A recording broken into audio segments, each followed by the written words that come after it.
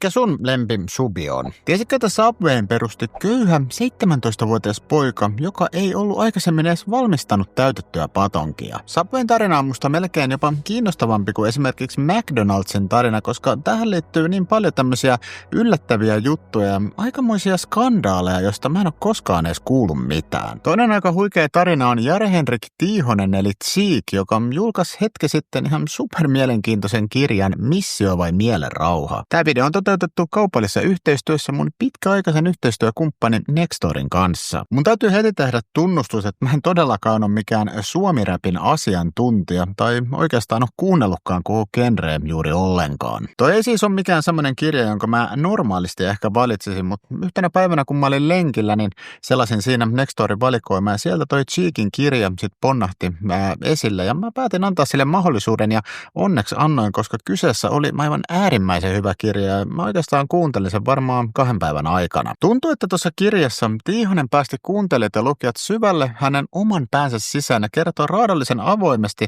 mitä huipulle nouseminen ja ennen kaikkea siellä pysyminen todella vaatii. Tuossa kirjassa puhuttiin tosi paljon niistä menestyksen varjopuolista ja vaikka mä en tietenkään itse ole elänyt millään tavalla samanlaista elämää kuin Cheek, niin silti tuossa kirjassa oli tosi paljon samaistuttavia juttuja esimerkiksi mielenterveyteen liittyen. Mä suosittelen tätä kirjaa ehdottomasti kaikille, riippumatta siitä, tykkäätkö sä siitä Cheekin musiikista vai et. Toinen ehdottomasti kuuntelemisen tai lukemisen arvoinen kirja on Dan Brownin uusi kirja Salaisuuksien salaisuus. Dan Brown on mun todellinen kestosuosikki ja herran aikaisemmat teokset on tullut luettua moneen kertaan ja sen takia mä päätin tietysti heti kuunnella myös tämän uutukaisen. Ja sehän oli tuttua Dan Brown laatua, eli jos sä tykkäsit Da Vinci-koodista tai enkeleistä ja demoneista, niin tykkäät myös tästä uudesta kirjasta. Tällä kertaa mulle on teille parempi Nextorin tarjous, mitä aikaisemmin on ollut. Osoitteesta www.nextori.fi/Petteri8 saat 8 viikon kokeilutarjouksen, jonka aikana pääset nauttiin Nextorin valikoimasta sitten ihan ilmaiseksi. Toi tarjous koskee sekä uusia että palaavia asiakkaita ja se oikeuttaa 20 tunnin luku- tai kuunteluaikaan. Linkki löytyy luonnollisesti tämän videon kuvauskentästä tai sitten tuosta ruudulla näkyvästä QR-koodista. Kiitos jälleen kerran Nextorille todella antoisesta yhteistyöstä ja nyt mennään sitten täytettyjen patonkien pariin.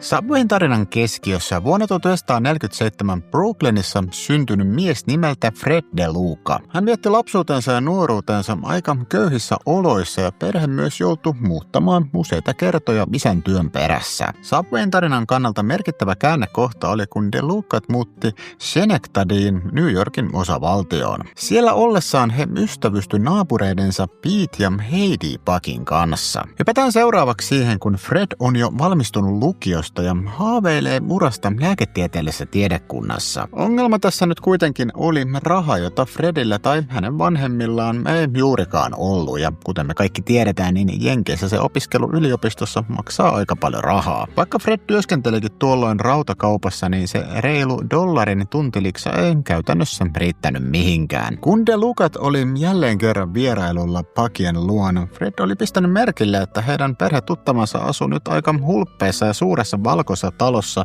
jossa oli jopa 2 autotallia. Fredin mieleen nousikin nyt ajatus, että ydinfyysikkona työskentelevä Pete Buck voisi ehkä lainata hänelle vähän rahaa näitä opiskeluja varten. No tätä Pete ei sit suostunut tekemään, vaan sen sijaan hän kehotti Fredia avaamaan minkäs muunkaan kuin patonkikaupan. En mä tiedä, kuulostaa ainakin mun korvaan aika randomilta, mutta ilmeisesti Petellä oli joku aavistus siitä, että leipäbisnekseen olisi tosi hyvä nyt siirtyä. Mä myös luulen, että Fredillä oli kans vähän tämmöisiä samoja epäileväisiä ajatuksia. Toi kaverihan oli tuolloin vasta 17-vuotias ja aika köyhä, jolla ei tietenkään ollut mitään kokemusta minkäänlaisen bisneksen pyörittämisestä ja hän ei myöskään ollut elämässään koskaan tehnyt tällaista täytettyä patonkia. Pete oli kuitenkin aika varma tästä liikeideastaan ja hän sanoi Fredille, ettei tää tarvitsisi mitään muuta kuin ihan tämmöisen pienen liiketilan, myyntitiskin ja sitten vähän niitä raaka-aineita, joita leipien tekoon vaaditaan. Pete myös sanoi, että tämän jälkeen sitten se raha alkaisi myös virrata ja Fred pystyisi näin sitten rahoittamaan ne opintonsa. Oleellista on, että Pete myös halusi itse mukaan Fredin liikekumppaniksi ja hän kirjoitti kyllä tämmöisen $1,000 shekin, mutta se oli nyt tarkoitettu tämän uuden yrityksen alkupääomaksi. Illan edetessä Pete esitteli Fredille myös tämmöisen Mike Subs-nimisen ketjun, jonka perustaja Michael Davis oli luonut käytännössä ihan tyhjästä ja sitten 10 vuodessa saavuttanut 32 ravintolaa. Eli jos se Davis oli pystynyt siihen, niin miksei myös hekin nyt pystyisi. Tavoitekin oli selvä, eli heillä oli myös tavoitteena 32 ravintolaa 10 vuoden kuluttua. Seuraavana päivänä Fred sitten löysi Bridportista pienen tämmöisen liiketilan. Se ei todellakaan sijainnut missään paraatipaikalla, mutta oli hyväkuntoinen ja ennen kaikkea edullinen.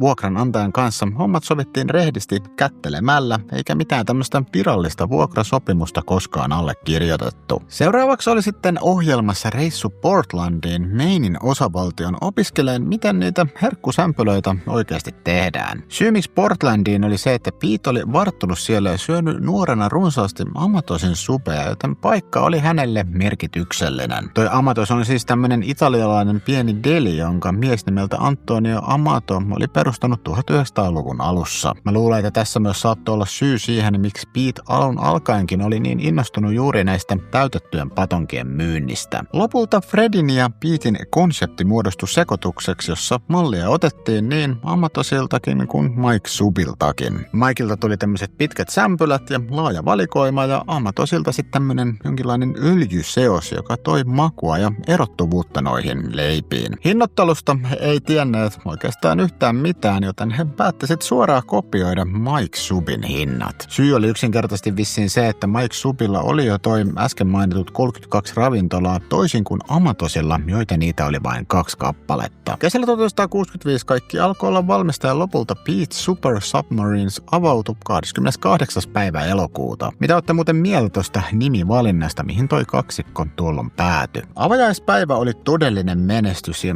jono ravintolasta ulottui ihan sinne ravintolan ulos asti. 6 mennessä illalla supeja oli sitten myyty 312 kappaletta, kaikki hieman alle $1 kappale hintaan. Ja enemmänkin olisi kyllä mennyt ja asiakkaita olisi riittänyt, mutta raaka-aineet loppu yksinkertaisesti kesken ja piti sitten pistää suljettu kyltti tuohon liikkeen ovelle. Avajaispäivän jälkeen Pete oli todennut Fredille, että paikalla ruokailleet asiakkaat toisi ihan varmasti seuraavana päivänä myös ystävänsä mukaan ja pian homma kasvaisi siihen mittaluokkaan, että kaksikosta tulisi miljonäärejä. Tässä oli kuitenkin nyt väärässä ja asiakkaita tuli päivä päivältä vähemmän ja myynti laskikin sitten kuukausi kuukaudelta. Fred ja Pete kokeili erilaisia myyntitempauksia, kuten esimerkiksi radiomainoksia, mutta mikään ei nyt oikein auttanut. Lopulta sitten rahat käytännössä loppui ja Pete Super Submarinesin tarina näytti tyssäneen ihan sinne lähtökuoppiin.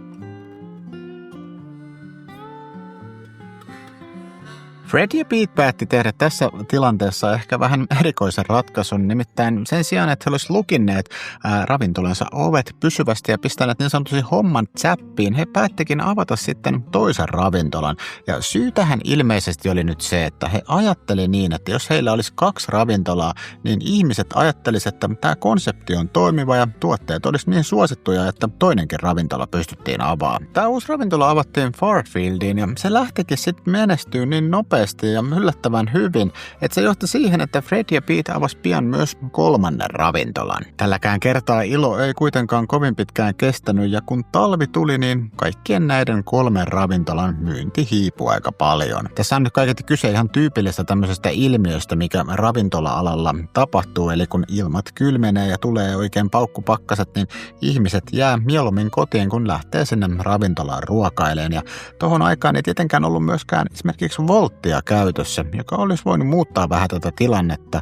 Ja jos muuten Wolt kiinnostaa sua enemmän, niin mä oon tehnyt siitäkin ihan oman videon. Mä laitan linkin tuohon videoon tonne kuvauskenttään. Fredillä ja Petellä tilanne oli nyt kuitenkin se, että yhtäkkiä heillä oli 3 täysin tappiollisesti pyörivää ravintolaa. Ei mitenkään kauhean ihanne tilanne siis. Onneksi kevät kuitenkin koitti, niin kuin se vissiin aina koittaa, ja myynti myös tuolloin vilkastui jälleen. Ja tässä auttoi varmasti myös se, että Fred oli hiljalleen alkanut oppia, miten asiakkaat saatiin palaan ravintolaan säännöllisesti ja toisaalta sitten myös sen, miten uusia asiakkaita saatiin aktiivisesti houkuteltua. Tässä vaiheessa Fred myös ymmärsi, että ehkä se lääke ei nyt enää ollut mikään hänen unelmaansa.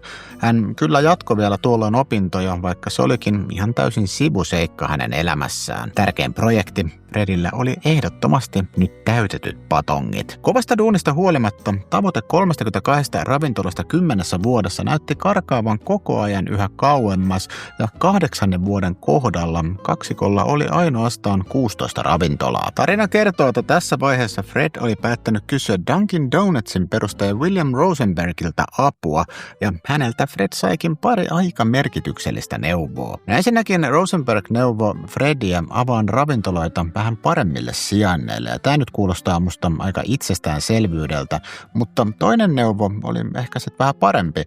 Se koski nyt franchising tämmöistä yritysmallia, jossa Fred ja Pete pystyi nyt sitten antaan kaikkien yrittäjien perustaa tämmöinen oma ravintolansa ja sitten vetää siitä liiketoiminnasta, mitä nämä muut yrittäjät teki, niin oman siivunsa aina itselleen. Ja tällä samalla konseptillahan esimerkiksi nyt vaikkapa McDonald's on toiminut. Näihin aikoihin myös ravintolan nimi vaihdettiin ja aluksi tästä Petes Super Submarinesista tuli vaan Petes Submarines ja pian tämän jälkeen sitten nimi vaihtui Subwayksi. Ja jos nyt miettii sanaa Subway, niin sehän on lyhyt, iskevä ja helppo muistaa, eli toisin sanoen siis varsin tämmöinen täydellinen nimi ravintolalle. Franchising polkastiin virallisesti käyntiin vuonna 1974 ja heti ensimmäisenä vuonna syntyikin 15 uutta ravintolaa ja tämän jälkeen se tahti sitten vaan kiihtyi. Tähän vaikutti hyvin merkittävästi se, että yrittäjä pystyi avaamaan Subwayn vain murto-osalla niistä kustannuksista, mitä esimerkiksi McDonald'sin tai vaikkapa Wendysin avaamiseen olisi tarvittu. McDonald'sistakin muuten löytyy video täältä mun kanavalta. Kannattaa myös tsekata se. Subwaylla oli koko ajan tämmöinen hyvin kasvuhakuinen strategia ja se mahdollistikin sitten sen,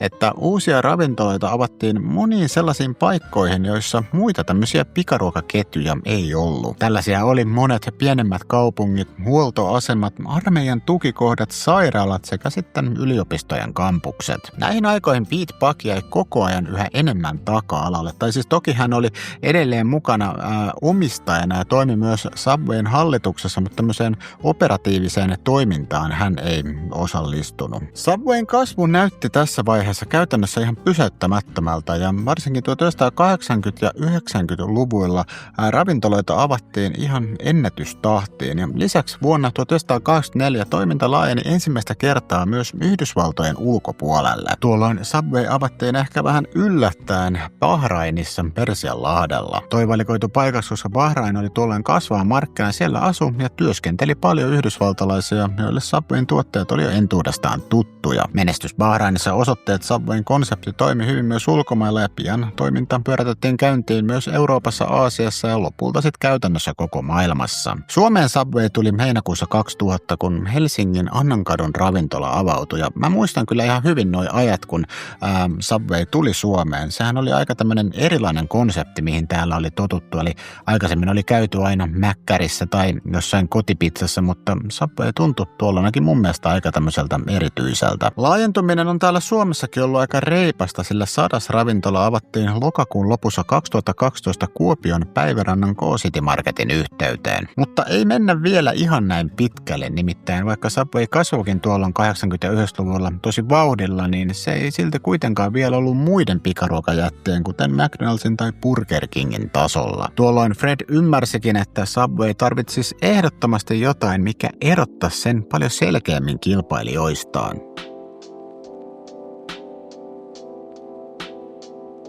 Erottavaksi tekijäksi muodostui se, että Subway päätti profiloitua kilpailijoitaan huomattavasti terveellisempänä vaihtoehtona. Vaikka nykyään varmaan kaikista pikaruokaravintoloista löytyy myös niitä terveellisempiä vaihtoehtoja, niin tuolloin 1990-luvun loppupuolella niitä ei juuri vielä ollut. Lisäksi toisin kuin kilpailijoilla, Subwayn asiakkaat sai itse nähdä ne täytteet ja valita ne sieltä tiskiltä ja myöskään leipiä ei koskaan paistettu missään upporasvassa, kuten kilpailijoilla oli tapana tehdä. Tämä sitten loi hyvin vahvan tunteen semmoista tuoreudesta ja siitä, että asiakas todella kontrolloi, mitä sinne suuhunsa laittaa. Subway alkoi tässä vaiheessa myös selvemmin korostaa, että sen täytteestä pystyi muodostamaan lähes 4,9 miljardia erilaista yhdistelmää. Ja tämä toi entisestään semmoista vaikutelmaa, että Subwayn ravintolakokemus oli huomattavasti henkilökohtaisempi kuin kilpailijoilla. Vuonna 1997 Subway sitten lanseerasi tämmöisen kampanjan nimeltä 7 Under 6, ja tässä oli nyt ideana, että ihmisille tuotiin esille, että tuon ravintolan valikumasta löytyi 7 tämmöistä täytettyä patonkivaihtoehtoa, jossa rasvaa oli alle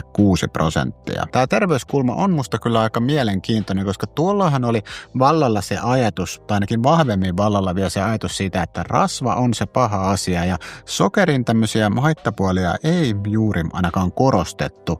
Ja nykypäivänähän tilannehän on pikkusen erilainen ja mähän on tehnyt esimerkiksi videon siitä, kuinka sokeri orjuutti maailman.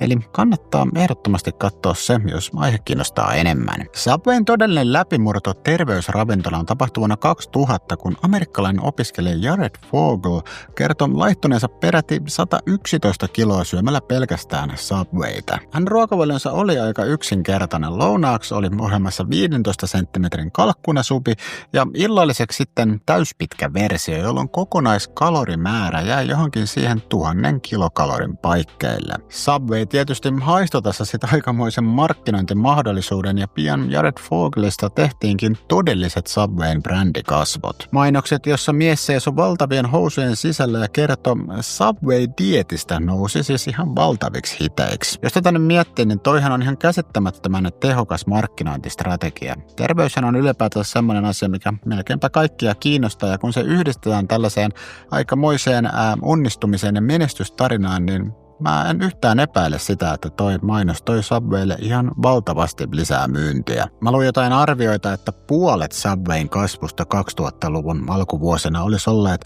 Jared Fogelesta tehtyjen mainospätkien ansiota, mutta tämä nyt on tietysti sellainen asia, mitä ei nyt mitenkään ihan täysin aukottomasti voi vahvistaa. Muutenkin 2000-luvun alku oli Subwayn kultakautta, kun monet perheet ja terveystietoiset kuluttajat halusivat vältellä tämmöisiä perinteisiä hampurilaisketjuja. Vuoteen 2007 mennessä Subwaylla oli jo yli 27 000 ravintolaa ympäri maailmaa. No sitten saapui vuosi 2008 ja sen mukana sitten maailmanlaajuinen finanssikriisi. Ja tämähän nyt sitten tarkoitti tietysti sitä, että ihan ymmärrettävästi ihmisillä ei ollut enää niin paljon rahaa käytössään, että sitä olisi voitu pistää esimerkiksi ravintoloissa syömiseen. Eli tämä vaikutti tietysti myös sitten ihan suoraan Subwayhin. Tuolla havahduttiinkin aika vahvasti siihen, että ei se pelkkä terveys riittänyt enää kannattele niitä leipien myyntiä. Tuolla syntyikin idea $5 footlongista, eli siitä 30 senttimetristä isosta subista, mutta kyse ei siis ollut mistään tämmöistä ketjun johdon suunnittelemasta kamppiksesta, vaan idea syntyi yhden tämmöisen floridalaisen yrittäjän ajatuksesta houkutella niitä asiakkaita tarjoamalla niitä kokonaisia subeja tasan $5. Toi tarjous osoittautui ihan valtavaksi hitiksi, koska ihmisten tunnetusti arvostaa tämmöisissä tarjouksissa sitä, että ne on yksinkertaisia ja toisaalta sitä, että jotain saa edulliseen hintaa. Lopulta menestys tämän kamppiksen osalta oli niin suurta, että Subway jätti kampanjan käyttöön koko Yhdysvaltojen alueelle ja lopulta se tuli yksi koko pikaruokahistorian tunnetuimmista mainoskampanjoista. Vuonna 2010 Subway sitten saavutti tämmöisen eräänlaisen virstanpylvään, kun se ohitti ravintolamäärällä mitattuna McDonald'sin maailman suurimpana pikaruokaketjuna. Sillä oli tuolloin 44 000 ravintolaa 110 maassa ja huippuvuosinaan se myi arviolta 5300 sämpylää joka ainut minuutti. Pinnan alla kuitenkin kyti ongelmien sarja, jotka myöhemmin tuli nakertaan aika merkittävästi Subwayn menestystä.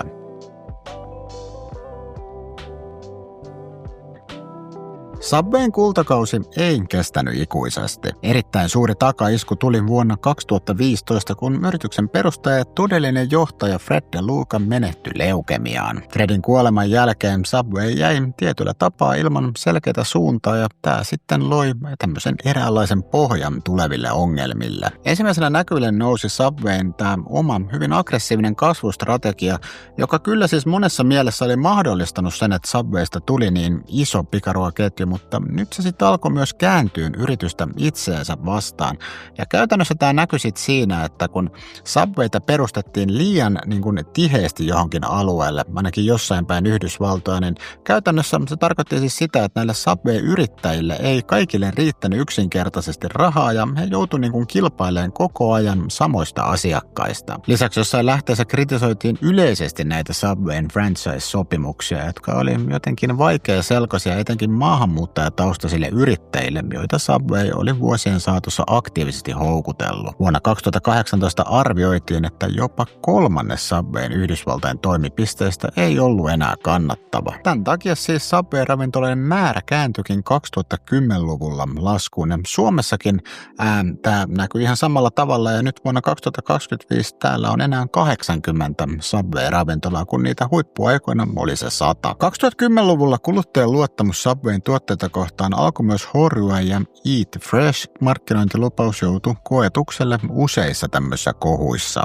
Esimerkiksi vuonna 2013 asiakkaat nostivat tämmöisen joukkokanteen Jenkeissä, kun kävi ilmi, ettei Subwayn footlong-leivät aina olleet niitä oikeasti jalan mittaisia. Tätä seurasi seuraavana vuonna skandaali, jossa paljastui, että Subwayn leivissä oli tämmöistä lisäainetta, jota tyypillisesti käytettiin joogamatoissa ja jossain kengissä. Vaikka Subway tietysti luopui nopeasti tämän lisäaineen käytöstä, niin toi skandaali oli ehtinyt tehdä jo pysyvää haittaa yrityksen maineelle. No sitten vuonna 2015 Subwayhin iski skandaali, joka oli huomattavasti edellisiä vakavampi. Tuolloin firman pitkäaikaisena mainoskasvuna tunnetun Jared Fogelin kotiin tehtiin poliisiratsia. Kotoa sitten paljastui runsaasti raskauttavaa ja lapsiin kohdistuvaa rikosmateriaalia. Lopulta Jared Fogelille napsahti 15 vuoden ja 8 kuukauden mittainen vankilatuomio. No jos nyt miettii, että Subway oli vuosikausia rakentanut brändiään tämän miehen ympärille, niin on ihan täysin selvää, että tästä seurasi Subwaylle aivan käsittämättömän suuri mainehaitta. Subway luonnollisesti katkaisi kaiken yhteistyön tämän Fogelin kanssa välittömästi, mutta ei se tietenkään kokonaista tilannetta voinut pelastaa. Edellä mainittujen lisäksi myös muita skandaaleja oli. Yksi erikoisimmista oli Irlannin korkeimman oikeuden päätös vuodelta 2020, jossa todettiin Subwayn leivässä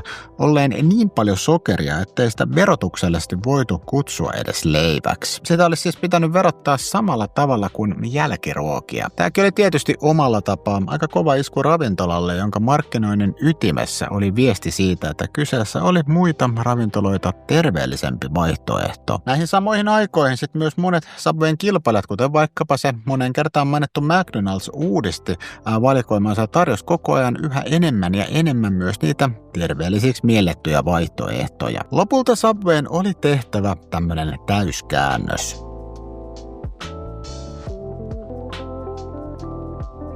Eat Fresh Refresh-kampanja lanseerattiin vuonna 2021 ja sitä pidettiin koko ketjun historian suurimpana uudistuksena. Subway pyrki tuolloin palauttamaan brändinsä uskottavuuden ja rakentamaan mielikuvaa siitä, että se tarjoaa taas tuoreempaa ja muita pikaruokaketjuja terveellisempää ruokaa. Tuossa kampiksessa uudistettiin ennen kaikkea raaka-aineita ja sitä tuotevalikoimaa. Ravintoloihin tuotiin esimerkiksi 4 kokonaan uutta leipää ja proteiinivalikoimaa laajennettiin tuolloin todella merkittävästi. Kasvisten osalta Subway ilmoitti panostamansa siihen, että niitä ostettaisiin nyt enemmän paikallisilta toimittajilta ja näin ne olisi sitten tuoreempia. Kaiken tämän lisäksi Eat Fresh Refresh-kampanjan kuului ravintoloiden tämmöisen ilmeen ja mainonnan modernisointi. Tätä kampanjaa voidaan pitää brändin uudistuksen näkökulmasta ainakin lyhyellä aikavälillä aika vahvana menestystarinana ja heti kampanjan jälkeen tai sen lanseerauksen jälkeen Subway raportoikin korkeimmat viikkokohtaiset myyntivolyymit sitten vuoden 2013. Kriittiset tahot kuitenkin huomauttaa, että toi myynnin kasvu ajoittui juuri siihen hetkeen, kun